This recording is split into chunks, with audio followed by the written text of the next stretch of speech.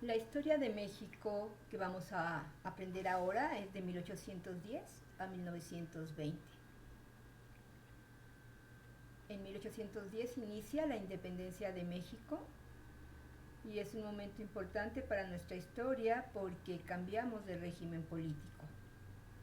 Deja de ser importante la Iglesia Católica y el imperio colonial. A partir de 1810 inicia la independencia y va a triunfar hasta 1820. Aquí podemos observar a Miguel Hidalgo, por ejemplo, como un ícono de la independencia de nuestro país, el águila que va a aparecer a lo largo de toda nuestra historia y los colores importantes de nuestra bandera. Entonces la independencia inicia en 1810 y triunfa en 1821. Es muy importante la imagen de la Virgen de Guadalupe como estandarte y como símbolo de la lucha. Sin embargo, no va a ser un movimiento piadoso, como ya vimos en algunas lecturas. Van a haber muchos muertos y los curas van a ser los que van a guiar al pueblo a la batalla. Finalmente, Hidalgo muere fusilado. Antes de morir, Hidalgo se arrepiente, escribe una carta y es interesante como para evitar que sea fusilado, entonces sí regresa a los principios religiosos y se arrepiente. Dice, el día que un pecador se arroja a los pies de Dios, se regocija todo el cielo. Este arrepentimiento lo hace pues para evitar que lo maten, sin embargo, no lo logra. Cuando muere Hidalgo, a partir de 1811 hasta 1815, le sustituye el general José María Morelos. Recuerden aprenderse las 3 etapas de la Guerra de Independencia. En la primera vamos a observar a Hidalgo, en la segunda a Morelos, y una vez que Morelos fallece, también es fusilado José María Morelos. Entonces vamos a observar cómo cambia el gobierno y va a quedar al mando Vicente Guerrero. Entonces, la tercera etapa que ustedes tienen que aprenderse es la que va de 1816 a 1821. Ahora, Guerrero va a combatir contra Agustín de Iturbide. Así también lo hicieron Hidalgo y Morelos. Sin embargo, Iturbide le da la mano a Vicente Guerrero para que termine este periodo de insurgencia y así inicia lo que llamaríamos ahora el Primer Imperio. Agustín de Iturbide firma el Plan de Iguala y a partir de esa firma y reconociendo pues la lucha de los liberales va a establecer su propio gobierno. Por lo tanto, no se puede decir que inicia inmediatamente la República Independiente, porque entre la independencia y la Primera República Independiente vamos a observar que Agustín de Iturbide va a gobernar un periodo corto. Ahora, aquí estamos observando cómo el movimiento de independencia que triunfa, sin embargo, muestra al mismo tiempo a la vieja España y a la nueva España. Aquí las observamos como una caricatura y en medio la corona. Pero esto nos está indicando que están al mismo nivel. La verdadera independencia liberal no va a conseguirse durante el gobierno del Primer Imperio, sino hasta después. Aquí podemos observar la imagen de Agustín de Iturbide. Aprendan también que él es un general realista. Él defendía los intereses de la monarquía española. Finalmente, durante el periodo de la lucha, que duró pues más de 10 años, él va a cambiar de posición política y va a preferir abandonar a la corona española para mantenerse él como emperador y tratar de tener el control sobre la República Mexicana. Aquí podemos observar que este periodo del Primer Imperio, que va de 1821 a 1823, ahora es representado con la imagen del mismo emperador, que así se hace llamar, Agustín de Iturbide, tendiéndole la mano a la mujer que se ve ahí sentada, que representa a México. Y el águila que también la podemos observar ahora en la bandera mexicana, va a ser un icono que nos va a perseguir, o una imagen que nos va a perseguir, aun cuando termina el gobierno de Iturbide y hasta la actualidad, porque nos recuerda el viejo mito de la ciudad de Aztlán, que es donde se asentaron los antiguos aztecas y fundaron el imperio mexica. Y a ellos les debemos esta tradición. Ahora, el siguiente periodo que deben de tener en consideración es el establecimiento de la República de 1824 a 1854. Aquí sí ya somos la primera república independiente mexicana. Acuérdense que son 30 años, es un periodo muy largo. En este periodo va a gobernar Antonio López de Santana.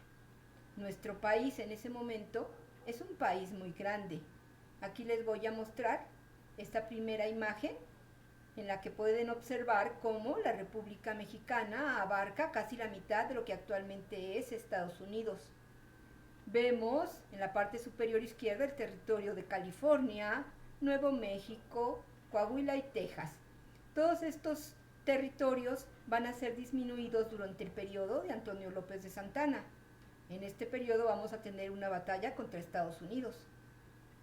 Podemos observar en otra imagen este nuevo mapa que durante la guerra con los Estados Unidos, que es de 1846 a 1847, vamos a perder prácticamente todo el territorio que se encuentra al norte, aproximadamente la mitad de nuestro territorio nacional.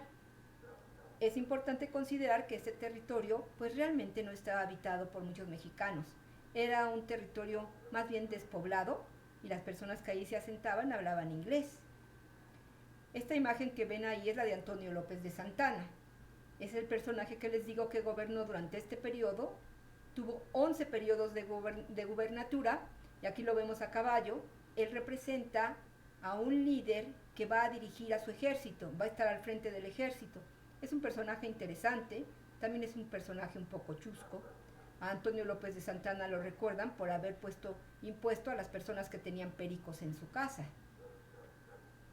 Aquí podemos observar cómo el país estaba ordenado por departamentos. La administración pública del país ha ido cambiando conforme van cambiando las épocas y les llamamos de manera distinta. Cuando se llaman departamentos es porque no tienen un gobernador y no tienen autonomía en cada territorio. A diferencia de la actualidad, donde ya tenemos estados, cada uno tiene su propio gobierno y su propia constitución. Bueno, me parece interesante que recuerden este periodo, el de la Primera República Independiente, como un periodo difícil. Aquí vemos una imagen de una mujer que está alrededor de unos hombres. Esa mujer significa la patria, la representan empobrecida y alrededor unos empresarios que le llaman pancistas por botijones, porque se llenan el buche, diríamos, con el dinero de los pobres. Esta es una imagen típica de la época. Ahora vamos a ver otro personaje que es muy importante porque él va a participar en la caída del gobierno de Antonio López de Santana, Benito Juárez. Aquí está al lado de dos de sus hermanas y lo recordamos como un personaje que va a generar una reforma en el país, sobre todo de corte jurídico. Va a construir leyes que van a ser importantes. Sin embargo, pues también a Juárez lo critican en su época. Él se va a ver inmerso en la que se denomina la Guerra de Reforma. Esta también apréndanla, de 1857 a 1861. Aquí pueden ver a una mujer que lleva una bandera y está sobre una tortuga. De un lado la jalan los ministros de Juárez y de otro, pues los antiguos ministros conservadores. Aquí vamos a aprender también en este periodo la lucha entre liberales y conservadores. Ahora, una vez que termina esta guerra, vamos a ver que a Juárez le toca también enfrentarse a un segundo imperio. Este es Maximiliano de Habsburgo, es un emperador que mandan los franceses a gobernar a México después de que tuvimos una guerra contra Francia. Entonces, este siglo es un siglo de guerras. Casi podríamos aprendernos los periodos bajo el principio de saber quién mató a quién. Ahorita vamos a ver otras imágenes. Aquí vemos a Maximiliano de Habsburgo, que vino a gobernar con Carlota, su mujer. Sin embargo, nuestro presidente era Juárez. En este periodo, conocido como el Segundo Imperio, que va de 1864 a 1867, ambos personajes van a gobernar. La mitad del país la va a gobernar Benito Juárez y la otra mitad la va a gobernar Maximiliano de Habsburgo, hasta que termina la guerra. Y en la guerra termina perdiendo Maximiliano. Aquí podemos ver un cuadro de Manet. Es una imagen clásica en la que vemos cómo es fusilado Maximiliano de Habsburgo. Es el personaje que aparece ahí con el sombrerito. Una vez que muere Maximiliano, Juárez se levanta como el presidente de todo el territorio. Y esta imagen de Maximiliano va a ser también una imagen que vamos a recordar como el odio que Juárez tuvo a todo lo que no fuera mexicano. No le perdonó la vida. Veamos aquí la imagen de Maximiliano muerto. Muchas personas querían que Maximiliano fuera perdonado por Juárez, ya que había sido derrotado, pero Juárez decidió fusilarlo y guardó su cuerpo por 3 meses antes de entregarlo a la familia. Actualmente el castillo de Chapultepec conserva todos los muebles que tuvieron Maximiliano y Carlota cuando vivieron ahí. Esta es la imagen de Benito Juárez. Quizá es una imagen que no hemos visto con mucha frecuencia. Aquí se le ve pues sin tantos polvos artificiales, tal y como es. Benito Juárez, a diferencia de los presidentes anteriores que tuvimos en México, era abogado, no se dedicaba a la guerra. Quizá esa es una de las razones porque su periodo de gobierno, que es un periodo largo, lo vamos a recordar porque puso en paz al país después de estas 2 guerras, en lo que se conoce como la República Restaurada. Esta sería la siguiente etapa, que va de 1867 a 1876. Observen ahora cómo se representa a la patria como una mujer en equilibrio, haciendo equilibrio y soportando el peso de la deuda. Durante todo este siglo XIX tuvo México muchos problemas para cobrar impuestos. Realmente no había mucha infraestructura en el país, no había calles, no había caminos. Va a ser hasta que terminen estos periodos e inicie el gobierno de Porfirio Díaz que ya se vea un avance. Aquí estamos observando, por ejemplo, una locomotora. Esta máquina de locomotora, va a abrir el camino de México hacia la industrialización con la llegada del ferrocarril.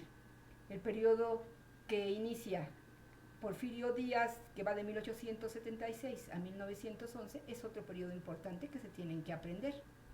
Aquí podemos observar a Porfirio Díaz con un atuendo militar. Él llevaba muchos años como militar, era un general importante del ejército, y aquí lo vemos como un hombre muy afrancesado. A él le gustaba la cultura francesa y pedía que en las pinturas o en las fotos blanquearan su rostro para pasar por un hombre de mucho mundo. Aquí podemos observar en la siguiente imagen que les voy a mostrar a Porfirio Díaz, pero ya con la imagen de dictador. ¿Por qué dictador? No solamente porque gobernó durante 30 años, sino porque no permitía que las elecciones fueran libres y él disponía quiénes iban a ser las personas que iban a gobernar todo el país. De hecho, su generación de amigos se fue haciendo vieja junto con él y dicen que esa fue una de las razones por las que perdió cuando inicia la Revolución Mexicana. Aquí vemos a Porfirio Díaz en una imagen anterior a la de su gobierno. Es el personaje que se encuentra recargando el codo y el personaje que está a la derecha es su hermano. Entonces aquí lo vemos pues tal y como es, sin artificio, como un indio de Oaxaca, así como lo fue también Benito Juárez. En la siguiente imagen, pues se ve otra vez a la patria. Ahora la patria está postrada, está de bruces, está tirada y un general aquí, como podemos observar, está a punto de golpearle la cabeza con un cincel en un calabozo. Esta es una forma que tuvieron las caricaturistas de la época para representar a la dictadura de Porfirio Díaz. El siguiente personaje que vamos a observar es el que le da nombre a nuestra preparatoria, Ricardo Flores Magón. Es considerado como uno de los primeros revolucionarios que advirtieron lo importante que era llevar la democracia al país, pero no como concebimos nosotros actualmente, porque él era de formación anarquista. Entonces él quería que hubieran elecciones, pero no las quería para que se pusiera un gobernante con su posición anarquista. Él quería llegar al poder por la vía de la revolución. Ahora estamos observando una imagen en la que podemos observar a Francisco I. Madero. Es el personaje más bajito junto a su hermano. Madero va a ser seguidor también de Ricardo Flores Magón, y a Madero lo vamos a considerar como el que inicia la Revolución Mexicana el 20 de noviembre de 1910. Esta es otra fecha que se tienen que aprender. Aquí vemos cómo lo representaban en la época. También me parece muy curioso, ¿no? Era un hombre pequeñito, difícil de domar el toro. A él lo conocen como el apóstol de la democracia, porque creía en las elecciones, creía en los votos, pero eso le significó, pues en cierta medida, la muerte. Le van a poner un tiro en la espalda, y precisamente va a ser un general exporfirista, Victoriano Huerta, el que lo saque del poder. Ahora, vamos a ver que la Revolución Mexicana también tiene varias etapas. Aquí podemos observar la imagen de zapatistas y villistas. Si ustedes quieren aprender quiénes son estos personajes, pues observen el sombrero. Los sombreros grises de ala ancha y el bigote largo corresponden a los zapatistas que se levantaron en armas junto con Madero y después de su muerte en la zona de Morelos. Otro personaje muy importante es Pancho Villa. Vean ustedes aquí cómo aparece a caballo. Fue uno de los generales más importantes que tuvo el ejército más grande. Aproximadamente 30,000 personas formaban parte de su ejército.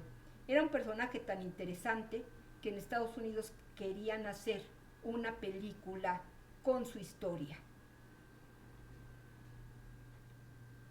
Bueno, pero aparte de la historia gloriosa, pues ahora también tenemos la historia trágica, la muerte de Pancho Villa. Esta es una imagen de la muerte de Pancho Villa. Todos los grandes personajes de la historia de la Revolución Mexicana terminan muertos, excepto el que triunfa al final de 1920. Ahorita les voy a mostrar quién es él. Otro personaje importante de esta historia y que ha sido mencionado muchas veces como un ícono de la Revolución Mexicana es Emiliano Zapata. Aquí lo vemos representado en un cuadro de Siqueiros con sus fusiles y defendiendo los derechos de los campesinos a mantener su tierra y a no formar parte de los peones de las haciendas. Esa fue una lucha muy importante que va a dar Zapata, la defensa de los derechos de los indígenas a permanecer en su tierra, a conservar sus ríos, a conservar su forma de vida. Vean esta imagen de Zapata ahora con su fusil, con su sombrero. Para muchos es la imagen del mexicano. Es un estereotipo que van a retomar primero los priistas como la imagen de la Revolución Mexicana que triunfa y que logra darle a los indígenas lo que ellos necesitaban, y luego la izquierda mexicana también lo va a retomar como la imagen invertida de lo que el PRI le debe a los indígenas. Es un ícono. Ahora lo vemos en esta posición también asesinado. Muere Zapata y con Zapata inicia, con la muerte de Zapata inicia un periodo muy importante para otro de los personajes que va a triunfar en la Revolución Mexicana. Ahora les voy a comentar de Álvaro Obregón. Álvaro Obregón también ha sido un general que participa en la Revolución Mexicana desde Sonora, y él es el que logra que triunfe. Aquí vemos la imagen. Muchos generales llegan muy jovencitos. Aquí vemos a Álvaro Obregón muy jovencito, pero muy temible. Tenía una gran capacidad para coordinar la lucha o la guerra durante la Revolución Mexicana, y este mismo personaje es el que va a fundar, una vez que triunfa la revolución, el Partido Revolucionario Institucional, pero no en vida, sino en muerte. Álvaro Obregón va a formar parte de un México pues revolucionario. Aquí vemos esta imagen típica de la guerra de Celaya, una de las batallas en las que él participa de manera sobresaliente, y en esta guerra pierde un brazo. Es por eso que también a Álvaro Obregón se le reconoce como el Manco de Celaya. Es un general que va a marcar la forma en la que se va a conducir México y cómo van a surgir las instituciones mexicanas. Aquí ya vemos a Álvaro Obregón con este personaje que logra llegar a la presidencia en 1920. Terminaría el periodo que nos toca estudiar a nosotros en esta clase. Gracias por su atención. Mejoraré en los próximos videos.